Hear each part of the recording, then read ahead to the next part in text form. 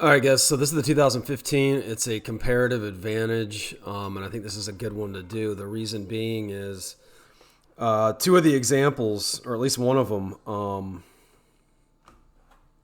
they have for the new test is a comparative advantage problem. So I wouldn't be surprised if we saw one.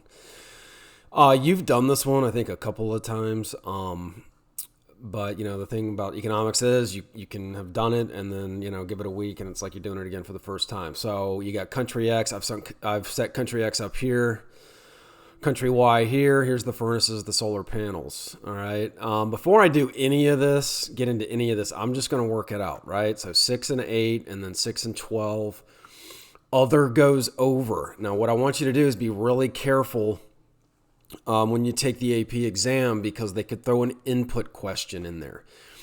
How do I know this is an output question? Well, furnaces are a finished good. Solar panels are a finished good. It's what's being produced. The inputs would be like the labor that goes into making furnaces, the hours it takes into making furnaces and solar panels. That would be an input. And when it's input, its other goes under. Okay, so this is an output, its other goes over, but just be very careful. You could see an input. We saw an input 2 years ago, all right, in the free response.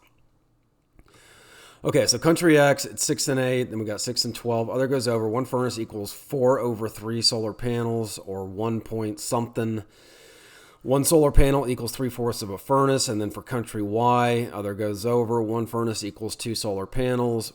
And then one solar panel equals half a furnace. All right. A, which country has an absolute advantage in producing solar panels? Remember, when it's an output question, the absolute advantage is just simply who's making more. I don't even have to work any of this out. I can just look right here. Country Y is making 12 to X's 8 with their limited resources. So country Y has the absolute advantage in solar panels. They're not asking for an explanation. I can just put country Y. Calculate the opportunity cost of a furnace in country Y. So working it out, one furnace costs them 2 solar panels. That's how you would say this, right? So looking at this, one furnace equals 2 solar panels. If I'm going to say it, I'm saying one furnace costs 2 solar panels. Every time they make one furnace, it's costing them 2 solar panels. So the correct answer is 2 solar panels for B. Which country has the comparative advantage in producing furnaces? Explain. Country X, right? So when X produces a solar panel, it costs them 4/3 or 4 over 3 solar panels, 1 point something, which is less than 2 solar panels it costs Y. Okay, so I'm just explaining this right here. So country X, right? I can look here. It's costing them 4 over 3 versus their 2.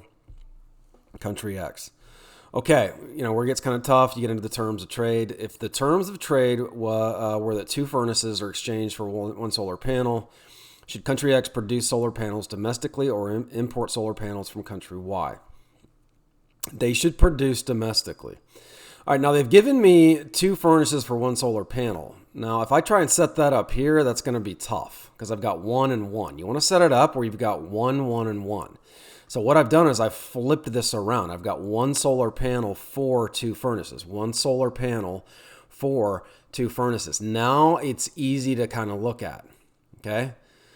Now they're asking me about country X. Well, here's how I would read this. I'm gonna if it's circled, I'm gonna start for the left. I'm gonna say 1 solar panel gets them half a furnace. 1 solar panel would get them now 2 furnaces. Country Y would take this deal, but the question is, would country X? Well, when it's not circled and they're importing it, I'm going to start from the right. Right now, to gain 1 solar panel, they give up 3/4 of a furnace. Now, to gain 1 solar panel, they'd have to give up 2 furnaces. They're not going to take that deal. They're going to produce domestically.